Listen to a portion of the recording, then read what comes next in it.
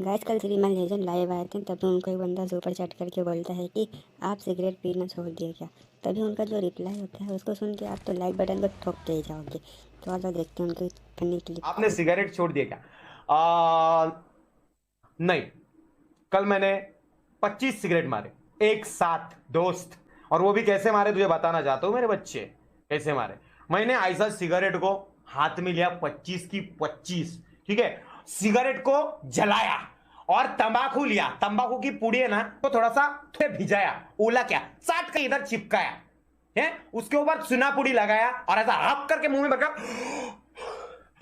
7 बार श्वास लिया, तब जाके मेरे में वो आनंद प्राप्ति आई।